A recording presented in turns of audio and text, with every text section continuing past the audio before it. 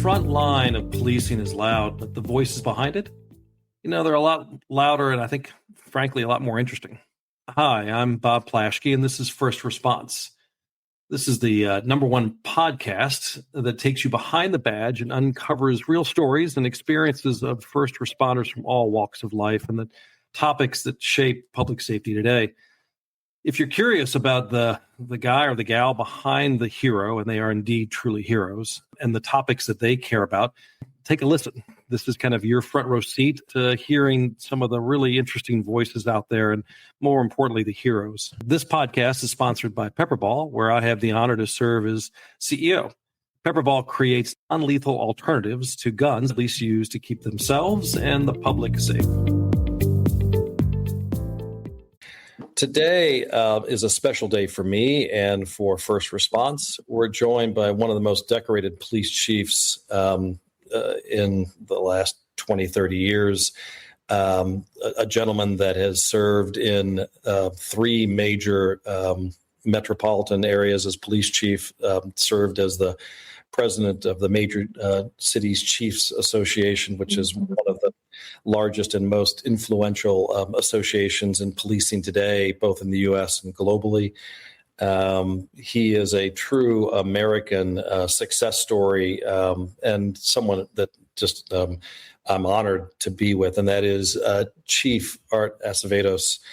Chief retired, but Chief, so great to have you. The first question is going to be a softball between Austin, Houston, and Miami.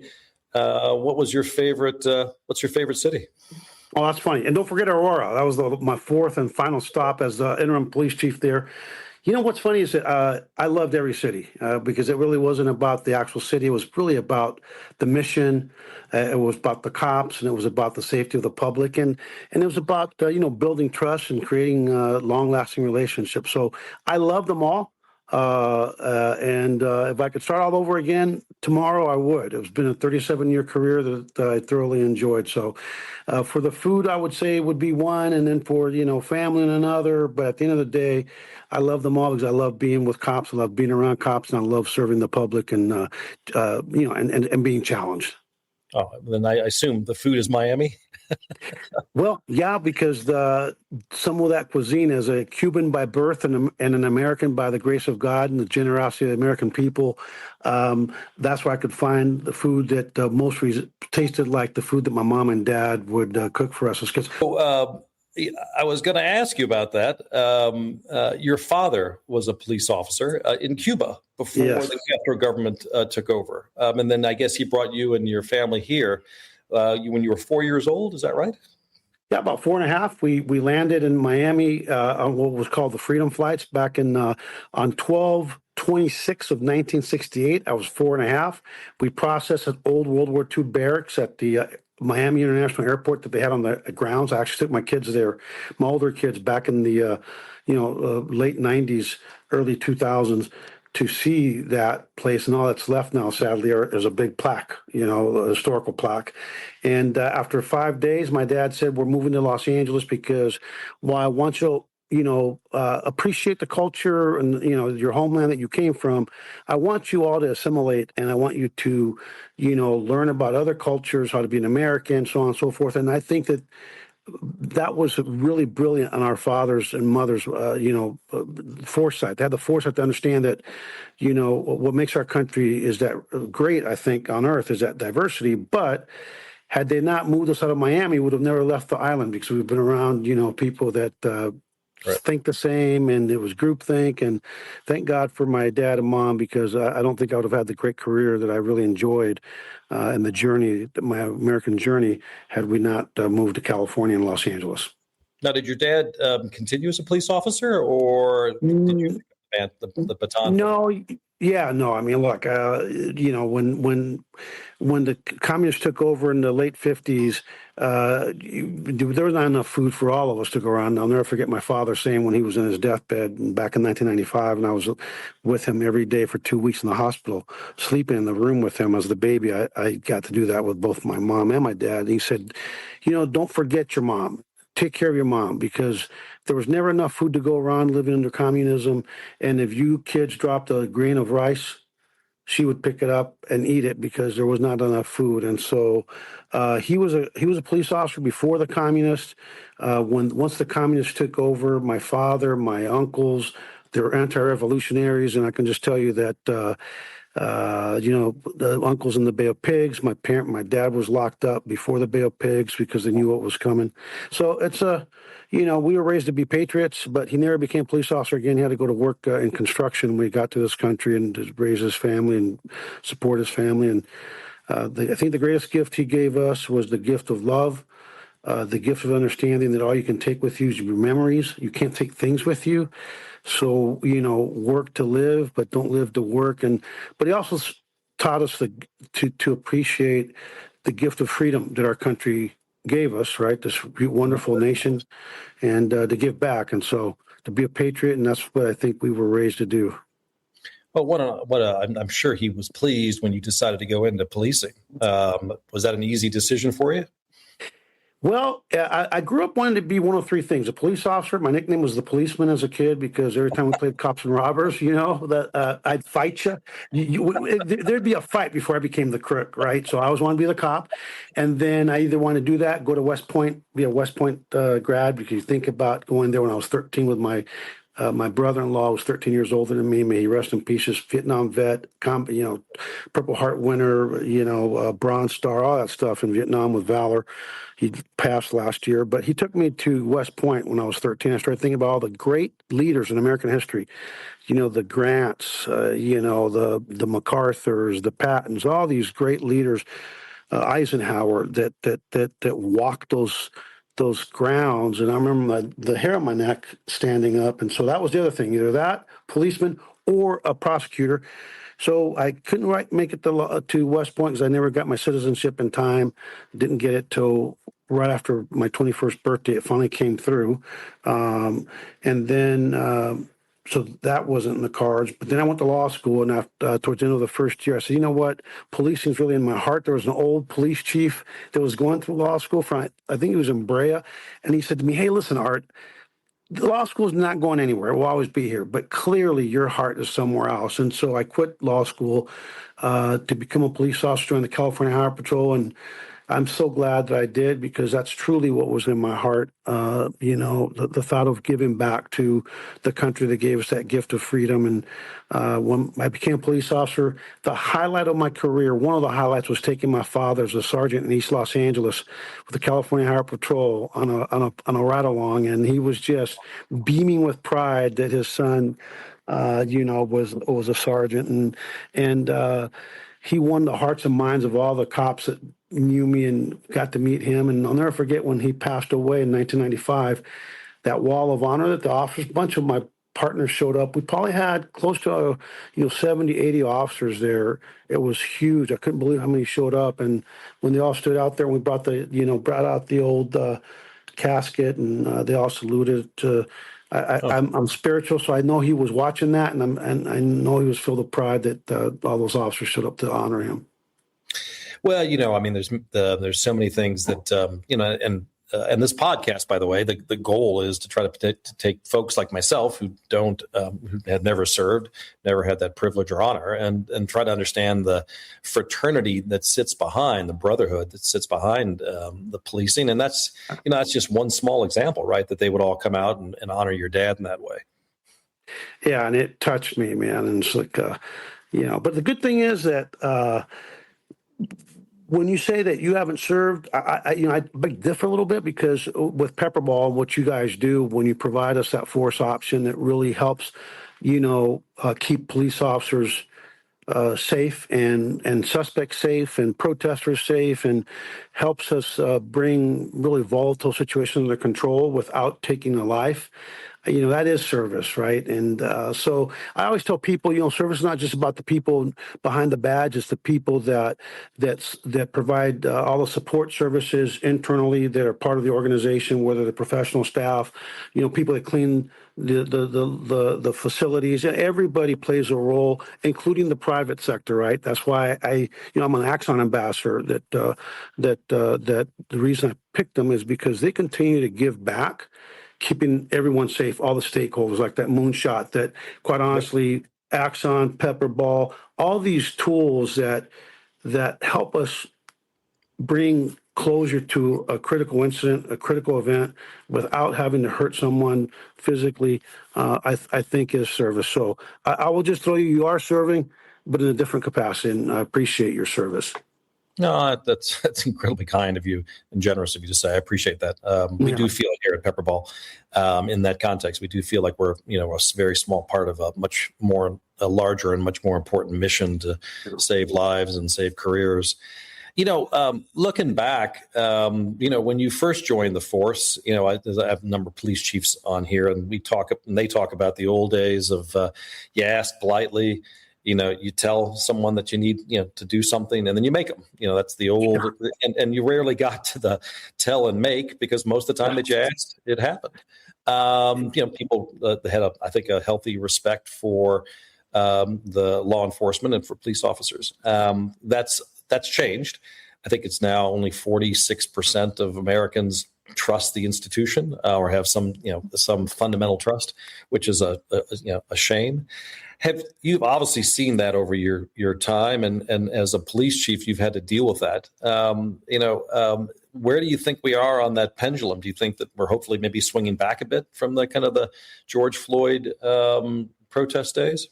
Yeah, look, I first of all, we're part of government, and so while people think that the public doesn't trust the police, I can tell you when it comes to government, they trust the police a lot more than they trust Congress, or they trust the legislature, or they trust the mayor and council, right? But we are part of the government. And sadly, our government, when you have so many people that all they care about is their next election, right? And regardless of whether to the left or the right, they care more about their respective bases. Quite honestly, they're the extreme bases of either side of the political spectrum are out of touch with the rest of us. Most of us are center left, center right, but we are not extreme. And unfortunately, we live at a time when most of these so-called leaders care more about self, care more about their next election, irrespective of what party they belong to, than the mission, than good public policy. And so I would argue that when it comes to the government, which we are part of in law enforcement, we are still the institution that is trusted most when it comes to government. So I always tell my cops, just keep in mind that you're living, you're serving, you're working at a time when the mistrust of government is a fever high pitch.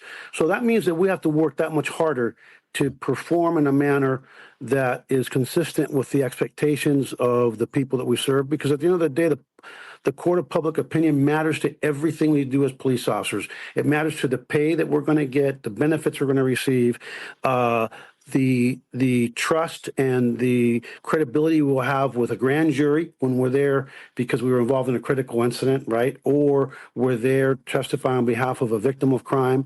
So it matters to juries, grand juries, civil juries, criminal juries. So it matters to everything we do. So make sure that you conduct yourself in a manner where what you're doing is making us as best as you can a friend and not a foe for the police department. That one contact that they may have may be the one and only contact they'll ever have. So the question is, am I conducting myself in a way where we're going to make a friend or a foe? And quite honestly, those voices are the ones that we're going to need when the defund the policing movements come out, which is usually not the community.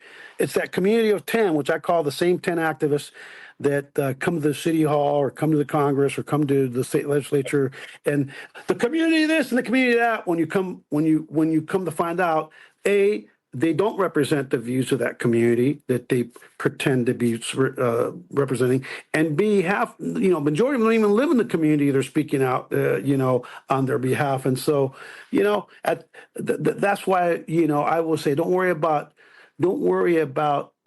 polls, and worry more about hearts and minds, and conduct yourself in a manner that's going to win over the hearts and the minds of the people. And I can tell you, being in Houston as summer of George Floyd, I challenge you to go find a big city that did better, that fared better than the city of Houston, where we didn't have any police cars burned down. We didn't deploy massive gassing of crowds, which quite honestly, as a police chief for 15 and a half years across 4 different major cities in the country, I've never authorized mass gassing. Now, not to say that we wouldn't use something like a pepper ball, which is a very precision tool that can be used to actually target an individual and not an entire crowd, because what these anarchists want is to get in a crowd of 3,000 people exercising the First Amendment rights, throw a few frozen water bottles, and they want us to just gas the whole crowd, because then you lose everybody. And you're actually agitating everybody, and you're actually, you're not de-escalating, you're actually escalating the response. And so I'm glad that, we've been more strategic than that, and we understand that we have more support than people think we do. Tip the hat. It's not easy. It's not easy to be a police chief in a major metropolitan area, and particularly during the George Floyd protests. And if you could avoid, to your point, that mass gas, that tear gas, and it's, and now you see it used way too, and that's my opinion, maybe a bit too prematurely, a bit too aggressively. Excuse me. Yeah. And to your point, a bunch of people get affected. And to your point, that you're making it more difficult for the next generation of policing to happen in that local area. So that you figure that out. And I know that you teach, and I should have mentioned that you're teaching at the UVA Center of Public Safety and Justice, and so you're talking to that next generation of police leaders. How do you? I mean, what are the 2 or 3 lessons learned from your work? The kind of the key success factors that allowed you to maintain that relationship with your communities. Well, that's a great question. And I've always, started as president of Major City Chiefs. I was there on the board when, Daryl Stevens, who's an old icon of law enforcement, Dr. Daryl Stevens, Chuck Ramsey, myself, I think Bratton might have been around as well. We started the Police Executive Leadership Institute, which is a great program that continues to this day. And what I used to tell folks is that, number one, you should not take that chief's job unless you're willing to lose your job, right? Unless you can afford to lose your job. If you can't afford to lose the job, don't take it, because it's not a matter of when, if, sooner or later, we're all interims. There's no such thing as a permanent police chief, right? It's just a matter of whether you're going to last 1 year, 6 months, 3 months, 3 years, 5 years. And the average is really about 3 years in a good year. During the George Floyd for the last several years, some seats would turn over 2 or 3 times in 1 year. And we know that the lack of continuity of leadership is one of the worst things that can happen to an organization. And so I think that the lessons I've always told people: if you cannot afford to lose the job, don't take it in the first place. If you're not willing to lose it, because they own you. They own you, right? Yeah. They own you. You're owned. And to speak truth to power, right? Don't BS people. If you're just going to sit there and try to BS, just don't even bother, because people can see right through it. People appreciate leaders that say what they think and do what they say, right? And that are just very honest and open. Even if they disagree with you on a policy position, they appreciate the honesty. They appreciate the willingness to take a stand. And I said, now you should tell them, look, and if you're in a leadership position and you never find yourself in any controversy whatsoever, that means you stand for nothing other than to keeping your job, right? Yep. Because think about it, think about the environment we're leading in, the environment we're operating in, and if you're not willing to do the work, it is. I'll never forget. I don't know if you know Lee Baca, the old sheriff from LA County. He'd been a friend for many years. Sad the way his career ended, and I actually warned him to his face, by the way, 4 years before that all happened. And I told him what was going to happen if he didn't start doing some things that I thought he needed to do, because I think that that's part of leadership, is being able to have those tough conversations, those honest conversations. There's those critical, needed conversations. And so he used to tell me, Art, if you're not willing to work 7 days a week, 365 days a year, do not take the number one position, because there is no substitute in many instances for the chief. You will be taking all the arrows, whether or not you're even at work when something goes wrong. And so if you don't have the time, don't take the positions. A lot of people want the stripes, they want the bars, they want the stars, they want the pay, they want the prestige. They want everything else, but they don't want the workload or the responsibility. So if you're not willing to do all these things, then you know what? Know what your capacity is. And I respect people that, don't want to promote beyond whatever. I love cops that I have so much respect for the real leaders, which are those career officers that every day for 20, 30, 35, some 40 something years go out on the streets in that black and white in that shop, right, in that police car, because they really, the ones that actually go out and do the work and not try to undermine, which is a small percentage, thank God. But you know what? Everybody knows if they're honest with themselves, what they assess themselves, what their goals are, what their views are in the world. Know your capacity, and if you can't give the work, then don't continue to promote. Because I think that you do a disservice to yourself and to the community and to the men and women that you're supposed to be leading. No, I didn't. We come across these folks every day. These are the guys that are and gals that are, they've been they're running the academy. They're doing the training, as an example, or they'll be a SWAT commander. And to your point, they are very, they know what they're good at, and they not only do they revel in that work, right? I mean, they take, and that's their life's mission is to, and to your point, if you take a job for the ego, it's not gonna work out.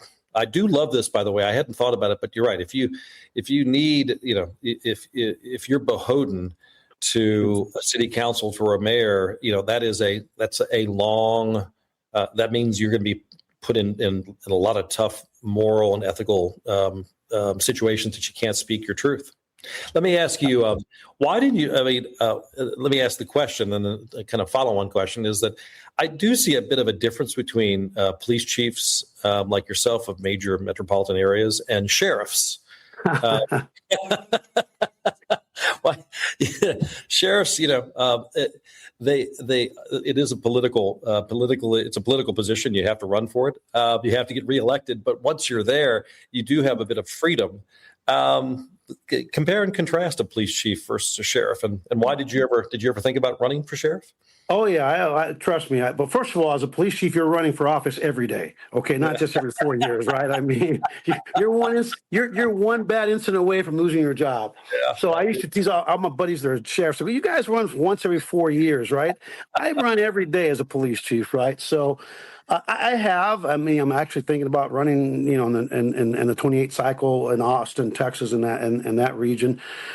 But I've always done my job like I was a sheriff. As a matter of fact, chiefs would always tease me. My buddies like, man, you act like you're a sheriff. I go, well, let me explain something to you. Leaders come to work to do their jobs, not keep their jobs. And at the end of the day, I work for the mayor, I work for the city manager, but ultimately we all work for the public.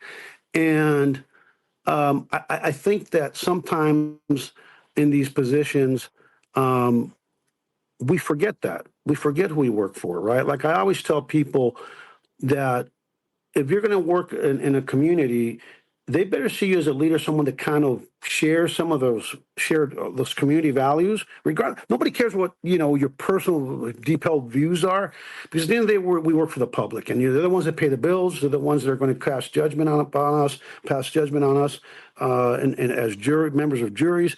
And so, I would say the difference is you cut out the middleman when you're the sheriff, and you work directly for the public, but you need to have that mindset as a police chief as well, because at the end of the day, I think elected officials and like your city manager relies on the electeds, right, to keep his or her job. But I think ultimately we all rely on the public to keep our jobs when we're in a public service, and so you got to be able to be strong enough, even if you're in the city manager form of government or a strong mayor form of government, to respectfully and in private have those conversations. Hey, like I used to tell my bosses, listen, remember this. I and my department are probably your number one liability or asset, depending how things go. And my job is that this is my this is my life's work. I know relational policing. I understand the public psyche. I always try to represent the values of the community that I'm serving in, and it's always been pretty progressive, but it also runs the gamut, right? And most Americans are, like I said, they're center right, they're center left, but most Americans don't veer too far to either extreme because what they want is results. Right? And so go out, deliver results, boss. If I'm your chief, we don't need two police chiefs, right? We can only have one because everybody can see right through that, and then you have no stakeholders that will follow you or respect you or believe in you. They're just thinking this person is just a windsock that goes whatever way the wind's blowing and just wants to appease their bosses. My job is to make the department successful, keep the community and the officers safe. And if we do those things and weigh in on public policy as it relates to public safety, not windmills or some other stuff. That's not in our purview, right? So I think if you have that mindset and you do have that public support, you'll end up being just fine. Which brings me to when Donald Trump was running the first time for office. I was a chief in, this is back in 15, I think it was, that election cycle. And he was coming to Austin. And if you remember back then, in a lot of places there was a little civil disturbances going on. There was all these crazy protests. And Austin's a very progressive city surrounded by a very conservative, kind of like a lot of America, rural versus rural is more conservative, urban is more progressive. And when that man came to Austin to actually campaign, I was at the bottom of Trump one when that whatever that plane, I think he has an L-10, I don't remember what plane he has. Mr. Trump, welcome to Austin. I'm so-and-so. I will be part of this operation all day. And because I'm not worried about what people think, my job was, whether it's him or Hillary Clinton or anybody else, is to let them campaign. But the interesting thing, his first stop was at the ACL Theater, the Austin City Limits Theater, for a town hall meeting. And inside was a sold-out crowd for a town hall with Fox News. So that's, you can imagine the people inside that town hall were predominantly very conservative, right? And the people outside were not.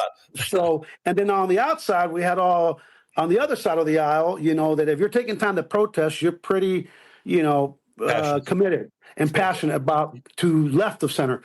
All I know is that when I walked in and before the town hall started, people, hey, it's Chief Acevedo, and everybody started clapping for the police chief, okay? So then later on when the town was getting ready to end, now I want to go outside to get eyes on everything. So I'm going to be held accountable. I lead from the front, not from some command post. I'd rather trust my own eyes. And as I go out, now you got people in costumes and these big masks and noses and all kinds of crazy stuff. Hey, it's our police chief, and they all start clapping. Very different politically, but I think at the end of the day, if you lead from the front and you lead in a manner where people know what you think, what you stand for, what you believe in, and you focus on public safety, the people really, even when they disagree with you, they appreciate the honesty, they appreciate the engagement, but more than anything, they appreciate that the chief took the time to be out in the field, making sure that everyone was safe. And I think that's key. No, I couldn't agree more. And, back to the city manager mayor construct, there'll be, I'm sure there'll be multiple times a year that the police agency is a liability, but every 911 call, it's an asset. Amen. If we do it right, that's exactly right. Every single call. And I try to tell my friends, people who don't know much about policing, I said, look, you call them on your worst day, and you might have one worst day, hopefully in your life 4 or 5 times. They have that kind of day, almost every day. At least they see people in their worst conditions, and they have to deal with that again and again and again. And by the way, when you open your door and let them in, that's because of the trust that you have with the institution. Yep. And respect the trust, because that, it's been earned. It's been earned over decades of billions of 911 calls where the outcome was what it should have been in terms of taking care of the public. So that's why people still call 911 here. And let's face it, 99 times out of 100, we're actually going to make things better, not worse. And so I think that speaks to it's across the board. right? From poor communities to rich communities to minority communities to predominantly Caucasian communities. They all call us, and 99 times out of 100, we make things better, not worse. And so I think that speaks volumes as to this generation of police officer. They're the best trained, best equipped, most educated, most professional, I think, in the history of American policing. And my hat's out to everyone out there serving today. Well, and I think, frankly, from what I've seen, no disrespect to policing around the world, but I do see the amount of training, the tools that the U.S. officers get, and frankly, the challenges they're dealing with. Right? I mean, the challenges today are fundamentally different than the challenges when you started. The amount of mental illness and the amount of drug use and the social issues that police have to deal with and have to be the first on the scene. You mentioned in your last comments this notion of relational policing, which is one of I think you may have coined that term, and that's different than community policing. Give me a bit more detail on that. Well, you know what? I was in a meeting with my city manager, Mark Ott, in D.C. On community policing many years ago when I was in Austin. And I was getting a little bored, because we have ADHD. I think we all had ADHD growing up. We just didn't know it. It wasn't, and there was no medicine for us. Like, get your butt back to work and do your school work type of thing. And so I was doodling community policing, we kept talking about, chiefs, I did it, everybody did, we don't have enough cops. They're going from call to call to call to call. And I was really thinking about, it's not about capacity in terms of call volume. It's about the quality of each and every contact. So on a napkin, I drew out, the tenets of relational policing. And that's an understanding that every contact is a beginning of a relationship, right? And it may be the only contact we ever have. So we should conduct ourselves in a manner that will, again, make a friend, not a foe. And then when you think about this melting pot we call America, right, is that we want to have, to the best extent of our, to the best of our ability, have the cultural competence. And I've talked about this where you say, treat people the way you want to be treated, which is kind of a based on biblical verse. And I used to joke about, sorry, good Lord, I'm going to have to take that a little bit step further, because I think that we should treat people, it's not a one-size-fits-all life. If you're going to be in the public service, right, where you're serving, again, people from all walks of life, all different values, that's, America, let's face it, is not vanilla. It's everything. It's a mosaic. It's such a beautiful fabric, our country. You educate yourself in terms of the people you're serving, and you try to serve people and treat them the way they want to be treated, right? And so that relational policing really took off, and I came up with the acronym TREAT, which is about transparency, respect, engagement. You've got to engage to build the emotional capital. So it's TREE. Transparency, respect, engage to build emotional capital that we're going to need. We don't know when, but we're going to right now, someone in this country is going to screw something up really badly. Yep. It's just because human nature, right? I like to say that as a Christian, I like to say Jesus died on the cross for our sins, and it wasn't in vain. We made it worth that sacrifice, right? So then you want to be engaging to build the emotional capital. Then we have to hold people accountable. We got to hold ourselves accountable. We have to hold each other accountable, and we have to hold the public accountable. And if we do all those things through relational policing and with every contact and everything we do and how we do things, we end up building the most important commodity, and that's trust. Right? Because with trust through community policing, with that transparency, respect, engagement to build emotional capital, hold each other accountable, we build that trust. And that's something, when you have trust, you have better outcomes for everyone. You have better outcomes for men and women in blue. You have better outcomes for the community. You have better outcomes for the taxpayers. And at the end of the day, I think we have better outcomes as human beings. So that's really what relational policing in a nutshell is about. And it's about, just treating people right, man. Make things better. Don't make things worse. Be part of the solution, not part of the problem. And I think respect goes a long way. And by the way, respect for us starts with self-respect, respect of the uniform, your uniform appearance, respect of your colleagues, respect of your oath of office. And like the president, the new Black Panther Party, and one of the activists in Austin, a really good guy, but he told me something really profound one time. He goes, Chief, he's in my office. And he kind of reminded me of Mr. T. He just had that really over the top personality, and he would talk like Mr. T. It was, I don't know, I'm not going to do an impersonation. He'll piss somebody off, I'm sure. But I love this guy. I mean, I've been gone from Austin as police chief for almost 10 years now. And these activists still reach out to me. Community leaders still reach out to me. My cops still reach out to me. And not to mention I see them. But he said, you know what the difference is between that fool that's acting the fool on the streets and your officers? I go, what's that? He says, your officers took an oath.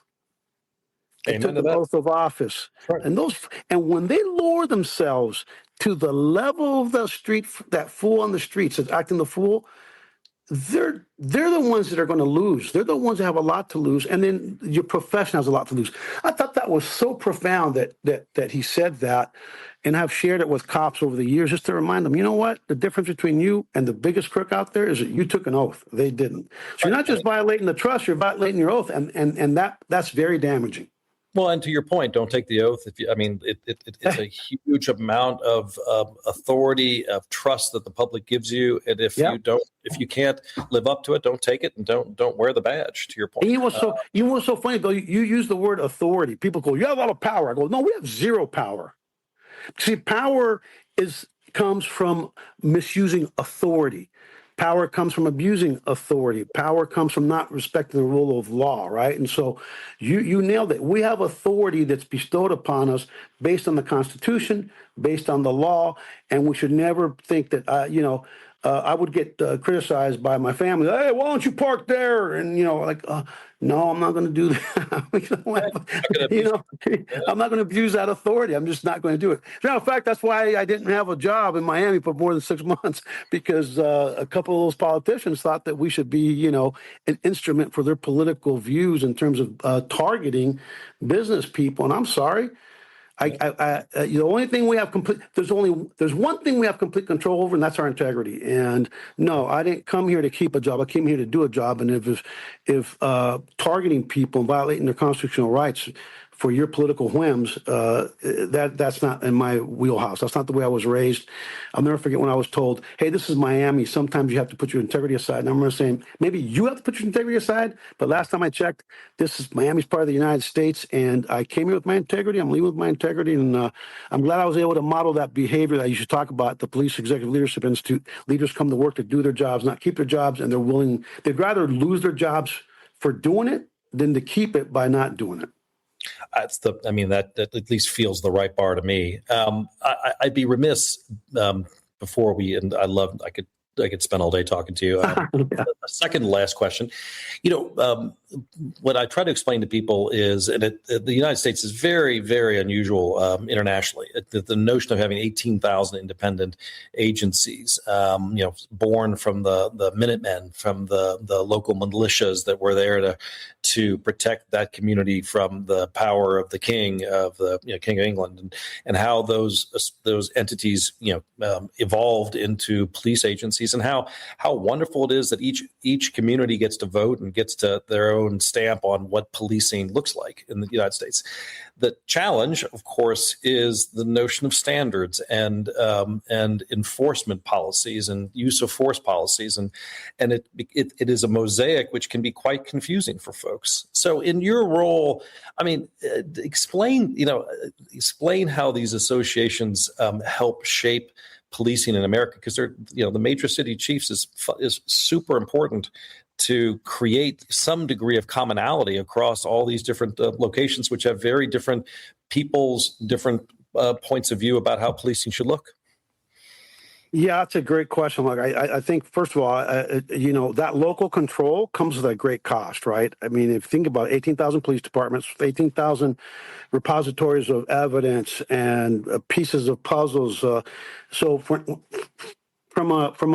I like to say it's probably the most inefficient and effective policing model in the world. There's a reason in most countries they only have a handful, but let's face it. We started the Boston Tea Party started the beginning of this experiment we call the United States, and we as Americans truly have never really completely trusted government, and we've always appreciated local control, which is right now, I'm not sure in the last 10 years, 15, 20 years, that's kind of gone sideways.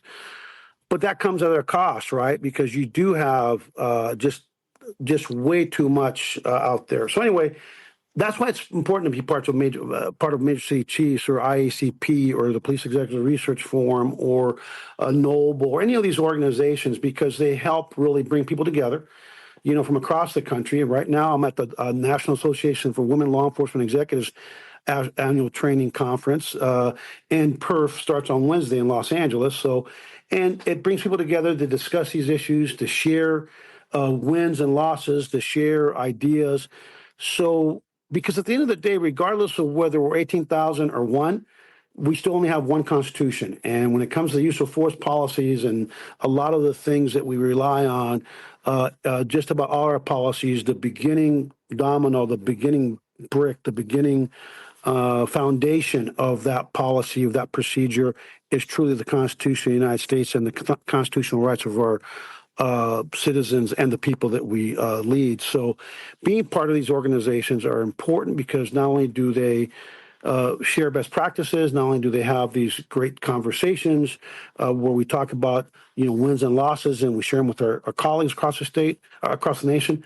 We can also take on positions and, where there's a firearm policy, which in our country is very, controversial. There's extremes on both ends of that policy. Some people that don't want any guns, some people that want guns for everybody, no questions asked. And so when you join these organizations, sometimes we as an organization, as president of the Major City Chiefs, for example, I would be able to put out the views of based on policy position papers of the organization, and then we can speak in terms of individual chiefs based on this is the position of the Major City Chiefs. I think it's the 79 largest agencies or 79 some of the biggest agencies in the country. Right. I think about 9 from Canada. And I think it provides cover for us. It provides legitimacy for us. And more importantly, it provides a voice, a collective voice for America's police chiefs in these different organizations and the police executives to speak based not on the political whims of a mayor and council, of a legislature, of a Congress, but based on the professional judgment of your colleagues across the country. And tying it back to the Constitution, which is the right building, to your point, because at the end of the day, that's what you take your oath to. You don't take your oath to a mayor. You don't take your oath to a city council. You take your oath to the Constitution. Amen. You nailed it. Chief, I could spend hours here. You've been so grateful, so thoughtful, and I'm so grateful for taking the time, and I've learned just a heck of a lot. One last question. This one's an easy one. We make a small donation in your honor. Where can we send a check with your name on it? You know what? I would I would check. I would send it to the Austin Community College. I'm a product of a community college as an immigrant. I'm the first person in my family to graduate from college in the United States. So the Austin Community College has a scholarship fund. When I gave the graduation address many years ago, and they still have one every year. So if you send it there, that'd be great. Oh, that's fantastic. Well, folks, I hope you enjoyed and appreciated the conversation as much as I did. My takeaway, the big takeaway for me is the power, not the power, but the privilege to be a police chief, the honor to be a police chief, but the great responsibility that brings with it. And it was the first time someone's really articulated the true basis of if you should take that role, and you shouldn't take it if you need it, because you will be a hostage to the local political pressure. And that's as Chief Acevedo laid out, your pledge is to, and your oath is to the Constitution, not to the local politician. And for police chiefs out there listening, hats off to you to maintain your independence. Hats off to you to maintain your integrity. That's the only way to really maintain the trust of the American people in a very, very kind of valored profession, and steering yourself clear of those dangerous waters. Boy, that was really a wonderful takeaway. The other for me is this notion of relational policing, community policing. I mean, I think in the old days, you could think it was easy to be a good relational cop because you were on the sidewalk. You did know everyone. You did have that relationship. But now that's not the case. And just being in the community is not enough. And this notion of relational policing, which is getting out there there under the TREAT acronym, getting out there and building relationships and earning that respect and earning that trust is what officers have to do today. So, two of many takeaways. Well, folks, appreciated his time. So appreciate having the chance to speak with Chief Acevedo, and I do hope he runs for sheriff. If I'll move to Austin and vote for him. This again, let me tell you, my name is Bob Plaschke. Hopefully you've enjoyed this. This is First Response. We're the #1 podcast that focuses about not the police badge, but what's behind the police badge and talks about the people behind them. And you heard a great deal about American policing today from Chief Acevedo. I'd be remiss not thanking Pepperball, who sponsors this podcast, and where I have the honor to serve as the Chief Executive Officer. And again, Pepperball creates non-lethal alternatives to guns that police use every day to keep themselves and the public they serve safe. We'll see you next time, and thanks so much for listening.